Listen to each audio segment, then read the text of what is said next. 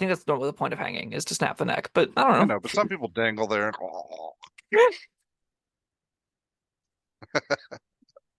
We went to a wonderful place. I'm so glad.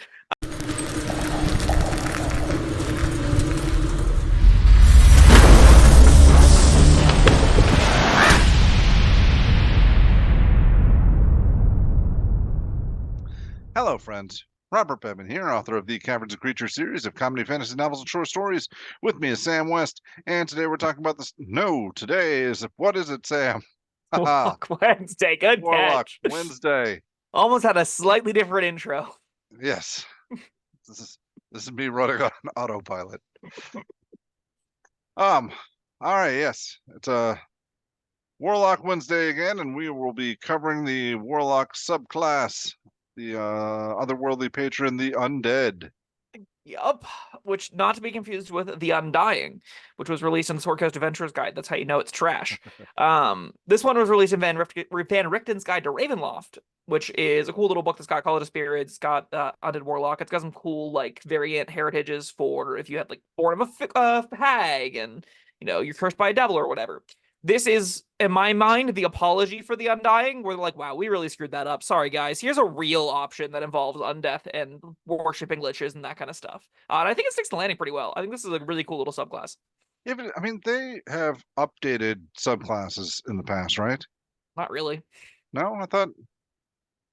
All right. There's very few exceptions. Beastmaster Ranger was one such exception, Okay. and that was from the player's handbook, so I kind of get why they felt they had to do that. But if it's from like a supplementary book, like we're not going to see revised Battle Ranger ever, right? I don't know. Well, I I mean, doubt it. maybe we got a new edition coming, or a new quasi-new edition. Yeah. Oh, all right. Well, let's get into it. The Undead. So, like all the Warlock patrons, your spells are a relevant element of your character sheet. Unfortunately, this list does not spark joy.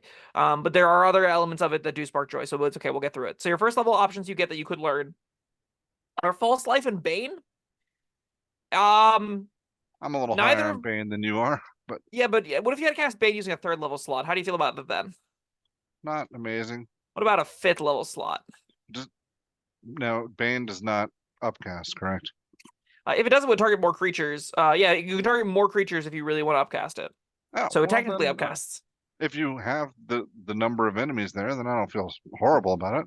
I do. I feel horrible about Yeah. it. It's not worth the slot literally ever. I do not ever want to cast Bane as a Warlock when I got a whole 2 slots to work with. I think this spell is trash, a trap, and you should not put it on your character sheet.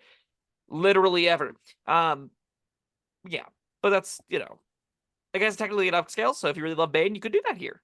Or you could take Thief of Five Fates and learn it that way. Because that's a Warlock invocation lets you learn it. Use it once for a Warlock spell slot. They just gave it to you here. And it's still not good. That's okay. The other option you get is False Life, which is another Warlock invocation that you could cast at will if you took Fiendish Vigor. Yeah, I probably prefer it that way. Yeah, me too. It does upscale once again. It gives you an extra 5 temp HP for each slot above first. So if you use a 5th level slot, you get plus 25 temporary hit points. It is still not worth it. It is like unequivocally still not worth it. So Yeah, these are. I think I'm more excited about Bane than I am False Life, but neither one of them are getting my juices flowing. Ooh, yep. why did I say that? I don't know. But level 2 gives us Blindness Deafness, which does upscale to hit multiple creatures. Honestly, it's pretty fine. I don't hate dark Blindness Deafness. It's like Bane, but debilitating as opposed to minus a d4. And Phantasmal Force is the other option you get, which doesn't upcast at all. It makes like a little into their brain kind of monster that, can hit them for a d6. It's a little psychological terror kind of deal. It is not a good Warlock spell. It's a cool little toolbox thing to have as a wizard, but like currently we're 1 for 4, and I don't think that's a great place to be. Third level slots, we get Phantom Steed, which is notable because it's a ritual, but then not notable again because Warlocks don't get ritual casting unless you take Book of Ancient Secrets or Ritual Caster the thing. So there's like a lot of issues with trying to get Phantom Steed to work in your character sheet because it sure isn't worth the spell slot to ever cast this, I don't think. No, probably not. But yeah, maybe it's something to consider if you're already going to take Ritual Caster or something. Yeah, I think if you're a book and you have the Book of Ancient Secrets and you've got Ritual Casting, you got Find Familiar through that, I think it's pretty easy to find room eventually for one of your new learn spells to be Phantom Steed to get the Ritual Casting for it. But if you're not doing that, know. No thanks. Another option you get here is Speak with Dead. Flavorfully, home run. You can't ever cast it as a warlock. You just can't. If you really want this effect, you can take the invocation unless you do it at will. I'm not even taking it there. I mean, it's cute, but I just don't feel like it's gonna be all that practical. Yeah, I usually will agree. I think I prefer it in like a toolbox of a cleric or something more so than a warlock. We do get one particularly interesting call out in the 4th level slot, and that's Death Ward. Because Death Ward lasts longer than a short rest, and you can short rest to regain your spell slots. So you get this kind of cool thing where however many spell slots you have, if you have Death Ward on your sheet as a warlock, you just go, okay, great. Death Ward, Death Ward, Death Ward at the end of this long rest. Give me another hour, short rest, get them back, and then you have 7 hours worth of Death Wards out, which is pretty sweet. You could do it again if you really needed to get the whole party and you had 2 hours to spare before the event, and then you have 6 hours of Death Wards. And that's just like a free thing you kind of get. And that's a really meaningfully impactful ability to then have on your character sheet, just stapled to your spells that you weren't going to always have great room for anyway. Like, you're going to have 3 or 4 spells that you're casting routinely. Sticking one of the ones that you're not casting routinely now is a thing you kind of do as an ability that's outside of when you would actually use spell slots is really notable. Yeah. Also, And you also level, get greater invisibility. yeah, that's just a banger. Love greater visibility. It gives advantage on all attack rolls, ability checks, or not ability checks, all attack rolls whenever you're fighting things. Doesn't have cast hit multiple creatures, so it is spending 5th level slots on 4th level spells. It's still probably good enough you'd consider it on some characters, especially if you really just want to attack a whole lot. Yeah, when there's only a 1 spell level difference, I feel a little bit better about that. Yeah, I'm inclined to agree. Thirds feel really awful. 4ths are like, yeah, all right, fine. But you still do tend to want to go up the cast. 5th level gives us Anti-Life Shell, which is a spell that just doesn't work because you break it by like walking over bugs, so that's not ideal. But that's DM interpretation, I think. That's very harsh DM interpretation as well. Like, even if things are around you, like, oh, I can no longer move because there are monsters nearby, and they can still stab and poke and shoot me from outside of it. Like, that's a fair criticism, but oh, there are bacteria in the air. Anti-life shot goes down. Yeah. You're right. That is dickish DMing more than anything else. Other option you on the flip side, if you're doing surgery or something, then yeah. It's useful. Yeah. It's an alert, basically. We end on Cloud Kill, which is a spell I'm not particularly high on. The slow rolling movement of it is more of a downside than upside, like the vast majority of the time. Still, it's like a fine area effect damage spell, especially if you keep people in it. If you're doing like Grasp of Adara things that like you like, no, and you pull them back in, you shoot people into it, you want like Repelling Blast, right? This kind of plays in that. Yes.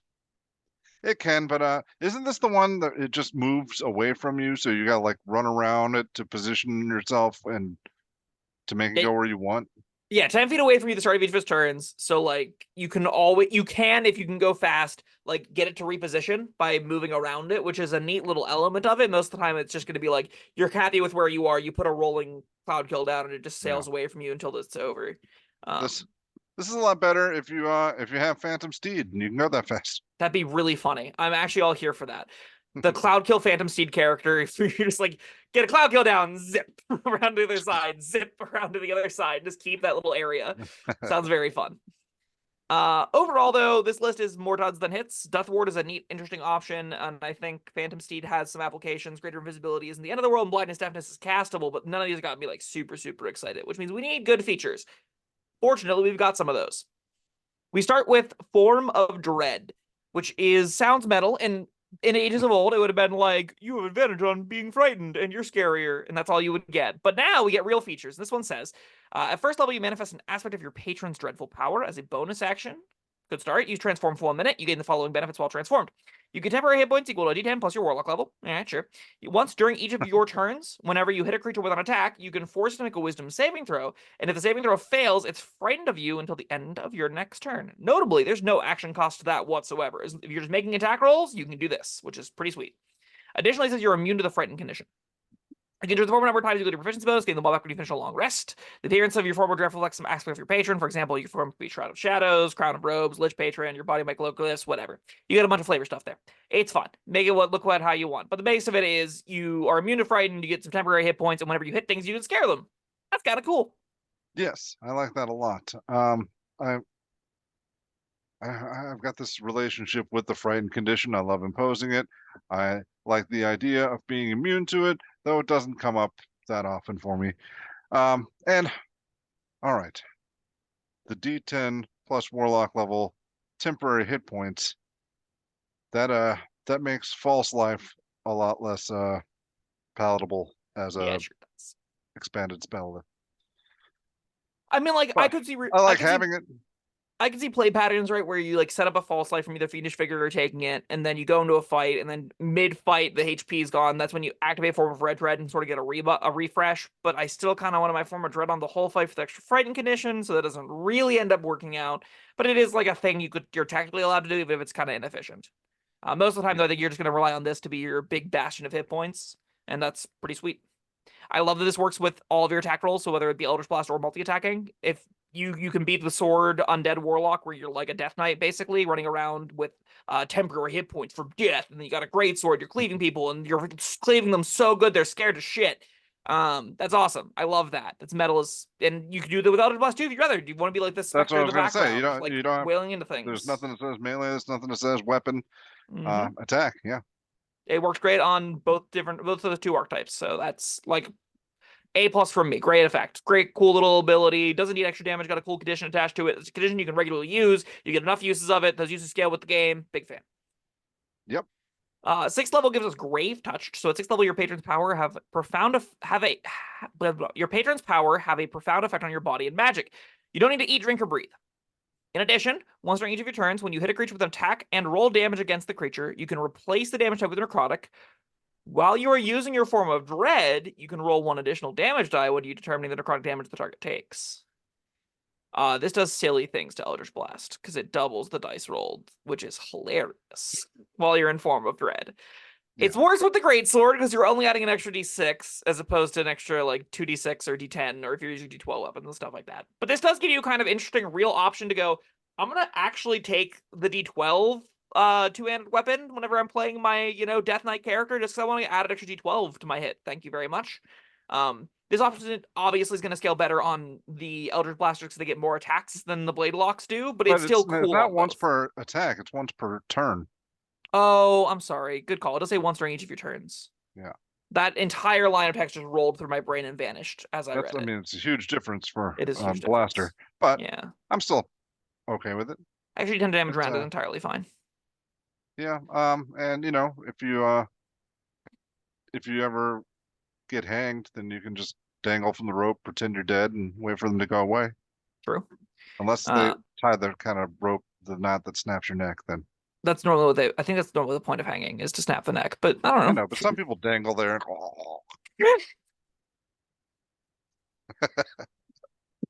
We went to a wonderful place. I'm so glad. I will say this feature's boring as sin. It's a bonus damage once per turn. Okay. You do an extra 10 damage, an extra d12 damage, That's fine. Not needing to eat, it drink, or adds up. breathe is neat. Like, there might be windows where you just go, oh, underwater, I can just be here forever. Okay. You don't need water breathing. I don't love this feature. It's fine. It's just bonus extra damage on hit. Why not? Once per turn really does take the wind all out of my sails as far as multi-attack builds go, but 10th level gives us Necrotic Husk, so at 10th level, your connection to undeath and necrotic energy now saturates your body. You have resistance to necrotic damage. If you transform using your Form of Dread, you instead become immune to necrotic damage. Neat. Fortunately, there's more words here. In addition, when you reduce to 0 hit points, you can use your reaction to drop to 1 hit point instead and cause your body to erupt with deathly energy. Each creature of your choice that is within 30 feet of you takes necrotic damage equal to 2d10 plus your Warlock level. You gain 1 level of exhaustion. Once you use this reaction, you can't again until you finish 1d4 long rests. All right. Now, you got a little sour toward the end there. I'm not too bothered by this. This, like, the times when you're going to want to use this, you're probably going to need a long rest shortly afterwards anyway. But none of this text does anything if you're not gonna die. Well, then, yeah, it encourages you to get in there and get your hands dirty. But then Yeah. even like you only can do that 1d4 long rests, so like 3/4 of your long rests you're not gonna have a feature. It's not, yeah. It's lower than that. Still, it's every 2 long rests, every ish, you won't have a Yeah. feature. However, when you do get to use it, I think it'll be a lot of fun. It's 2d10 plus 10 damage to things within 30 feet of you. All right, I not like that this amazing. stacks on top of Death Ward, so you can be like, they didn't go down. How? I thought I surely killed them. They hit you again, and you just pop this, and you go, I'm still not going down. I don't know what you wanted from me. That's kind of funny. But I don't think this feature's particularly powerful, nor that like enthralling. I will say like the quantity of features are a little bit low here for what I would expect modern options to have. But it All is right, let me. better than its competition in a lot of different ways. So Yes, it does something. let me try again. All right, the battle has raged on. Mhm. You don't both sides are hurting. I feel like this burst of hit points is going to be more effective then. You might take down a few creatures that were already injured. And Yes, I then the think that rest of the can be party true. cleans up what else is left, and then ooh man, I'm beat. Time for a long rest. I want to compare this, right? Because then you're going to take a long rest and you're not going to have your feature the next time around. So you're going to go to another fight. And what happens when you go down there? Oh, I don't have a feature here. Well, no, you're gonna be more careful there. Sure. Alternatively, if we look at the 10th level feature from Vatalis, Grasping Tentacles, every long rest, you get a free cast of Vivard's Black Tentacles. Every single time. On Mhm. top of that, that does a good chunk of damage. That does as much damage as this does in a lot of instances, right? Let me Yeah. check Vivard's Black Tentacles damage. It is doing 3d6 bludgeoning and then repeats the damage every single turn the things are in it. So it can do 66 bludgeoning damage to things in its area. What's that area? Comparable. It is a 20-foot square. So it is smaller than this, but you can do it every Significantly long rest. smaller. Also, Hmm. you get temporary hit points equal to your Warlock level, and you can't break concentration on it. And you can Yeah. do more of Bard's Black Tentacles if you want to. So, like, that feature gives you a lot to do, and a new powers that resource. I'm not sure there's a world where I want this other 10th level feature I can use once every third rest, whenever there are 10th level features that are just actively giving me a thing to do every rest and more. Yes, you're probably right, Right? but I'm not gonna not take Undead because of that. Like, if I like the Sure. rest of the features, this isn't gonna sour me on it. This definitely Um, sours me a little bit, but no. I will concede that like this isn't an entire deal breaker. It is novel at least. There could be powerful, awesome moments. I just want that to be more frequent than this lets it be. I don't think there's a Yeah, reason this should say 1d4 long rests. It's yeah, hard I not don't like there are either. gonna be plenty of fights you're not going down ever anyway. And in that those fights, this doesn't do anything. If you're not going down, you actually just don't have a feature here, right? No, but but that's why it's okay that it only happens every doesn't happen every time. Because you don't normally have a feature anyway, it's okay that it doesn't happen every d4 Okay. long All right. rests. All right. All right. Now, yeah, when you say it that way, that sounds worse. Yeah, right? But I'm saying, like, I think when you do get to use it, I think a lot of times you're going to use it on purpose. You're going to kamikaze yourself in there because your monk friend is getting destroyed 30 feet away. Your rogue is getting beat on. Like, okay, I'm going to take all those guys out right now because the 30-foot radius is pretty huge. Sure. I want to put another perspective on this. So we were talking about how the other two features were rated on two different archetypes. You can play a blaster or a blade version of this archetype. Yes, Are you going to be within 30 feet of creatures if you're playing a blaster? probably not. Does that change your opinion on this text at all? No, I Are you going to dive bomb in there as someone that's job is to fire off repelling blasts? hmm, Yeah, I don't think that's a great place to be, but this just means you want to be Blade, right? Because then you would feel as bad for just diving in head first and expecting to get your ass beat. I don't want to be played. Then I don't think you want this feature. Um, let me ask you: is Mhm. repelling blast optional? I don't. Probably. I haven't read it in a second. I don't know why that would change Because if your I don't opinion on have to this. push people away and I do want to dive bomb them, then yeah, I can blast, have them remain where they are, And and then then run in and be like, hit me. yeah, I don't think that's gonna work out the way you think it will. Nothing ever does. Okay, thought we're on the same page with that at least. Okay. So we end after a very, very bad feature with spirit projection. So at 14th level, your spirit becomes untethered to your physical form. As an action, you can project your spirit from your body. This is a weird feature. I'm going to let everyone know that right now. The body you leave behind is unconscious and in a state of suspended animation. Your spirit resembles your mortal form in almost every way, replicating game statistics but not your possessions. Any damage or other effects that apply to your spirit or physical body affects the other. Your spirit can remain outside of your body for up to an hour until your concentration is broken, as if concentrating on a spell. When your projection ends, your spirit returns to your body and magically teleports to your spirit's space, your choice. So you can, at the outset with this, go out of your body, fly around, and then summon your body to you, or fly back to your body, your choice. Yeah. While And you're projecting naked. Yes, and I was going to bring that up, but yes, you're naked. While projecting your spirit, you gain the following benefits. Your spirit body gains resistance to bludgeoning, slashing, and piercing damage. So once again, this points us to being a blade lock, but really once again, it's really important that you can't bring your things with you. So like you don't really want to use this in combat. When you cast a spell of the conjuration or necromancy school, the spell doesn't require verbal or somatic components or material components that lack gold costs. Now, look, if they do, or if they require gold costs, then you still need a material component, but you can't bring that with you. Correct. All right, so you just can't cast those at all. Correct. Okay, that's not great. It's probably not coming up that often. Yeah. You have flying speed equal to your walking speed and can hover. You can move through a creature and objects as if they were difficult terrain, but you take a d4 force damage if you end your turn inside the creature or object. Okay, you're a ghost. While you're using your form of dread, once during each of your turns, when you deal necrotic damage to a creature, you regain hit points equal to half the amount dealt. I think this is a trap. Once you use this feature, you can't again until you finish a long rest. Thoughts? I don't know. There's a lot going on here, and I'm having a hard time figuring out what you want to do with it. You want to do etherealness things with this, I think. I think this is a scouting tool. I think more than anything else, this is all right, everybody, chill. I'm going to go scout the dungeon real fast. And you fly through some walls, you poke your head around, you see what's going on. Someone's trying to attack you, take resistance to that damage type, and you piece on out of there. And you find a comfortable spot, you teleport to it, and then you bring your buddies out of the bag of holding or whatever. Like, that's where I see this sort of coming to fruition as a thing you would consider using. It's more of like a infiltration tool, and it's pretty cool at doing that because it basically just turns you into a ghost for an hour.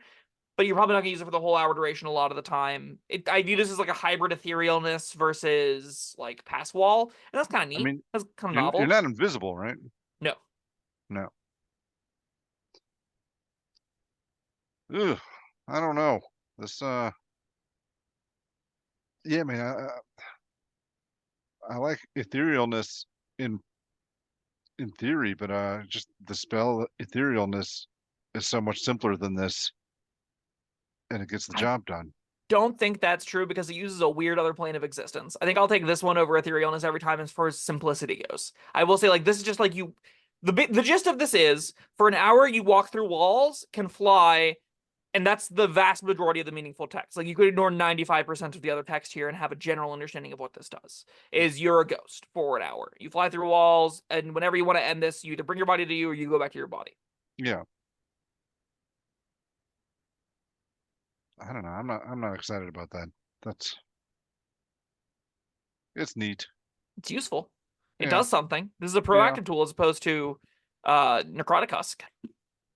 I genuinely can see there being real important moments where you're like, I can scout a large portion of the dungeon with this. Like, and you will use this in situations to get places as like a teleport kind of deal, right? Where you like, all right, I'll hover and fly through the ceiling. I'll go all the way up to the top of the basilica, teleport there, and then you've functionally got like circumnavigated a bunch of traps to do so. Then you can go back through it, turn them off on the other side, and let your party through. That's pretty awesome, right? Yes, but I don't know. You're a spellcaster. You've got other ways to do these kinds of things. That's just objectively not true because you're a warlock, so you have like 3 spell slots. That's true. But your This friends have other ways to do these kinds of things. Sometimes. This is close to a 7th level spell, and this is when you would expect to get that kind of effect. And I don't hate that. I think altogether this feature is gonna trick some people into thinking it's a combat feature, into thinking like, oh, I should be Eldritch Blasting in this. Probably not. The form of dread stuff I really don't think is like the healing of hit points, because you can't bring your sword with you. I'm like,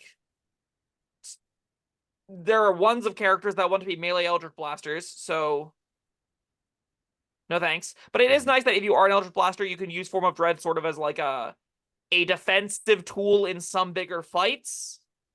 Like you could do a thing where you hide your body, you lock yourself in a closet somewhere, fly out as a ghost, then fight with Form of Dread with your party for the hour, right?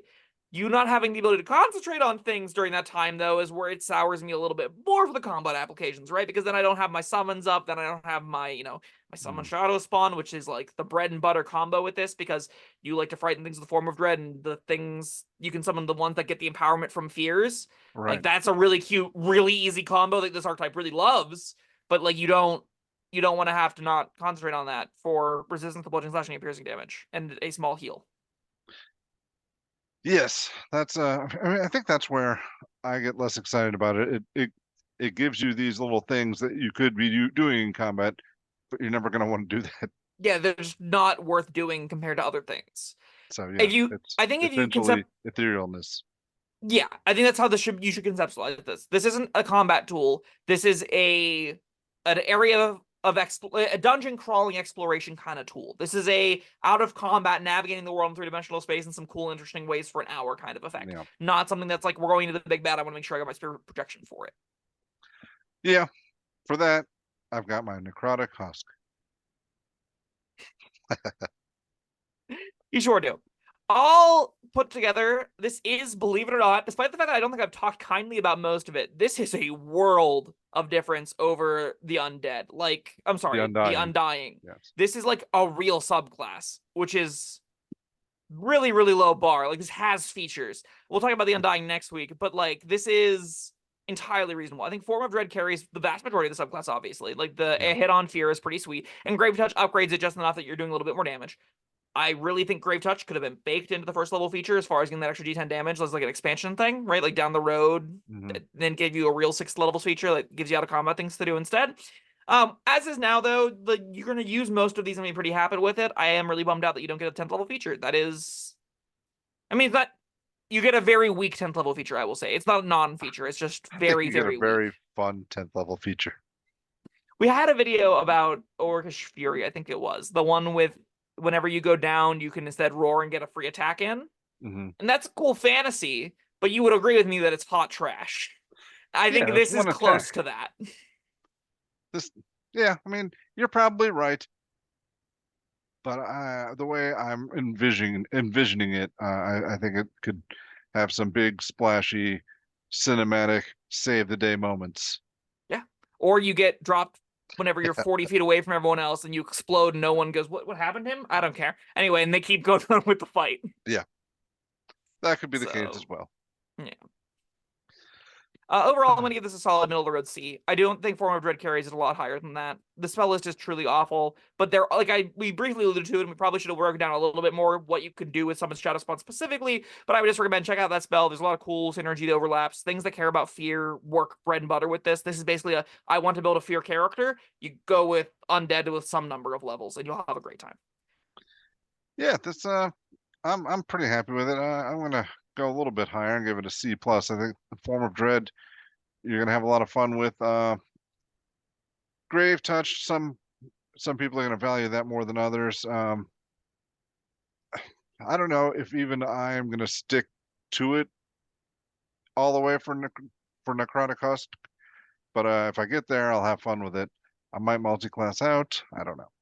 I will say it's really nice that Form of Dread skills proficiency bonus. So you get those uses agnostic to how many levels of Warlock you get. The temp HP doesn't go up anymore. That's not necessarily the reason you took it in the first place. So no, that's icing on the cake for me. Yeah. I took it for the fear effects and the fear immunity. All right. Then you go into your sorcerer. Easy peasy. Yep. All right, that was the Undead Warlock. Thank you, Sam, and thank you everyone for joining us. Let us know what you think down in the comments below. Like, subscribe. We'll see you next time. Goodbye.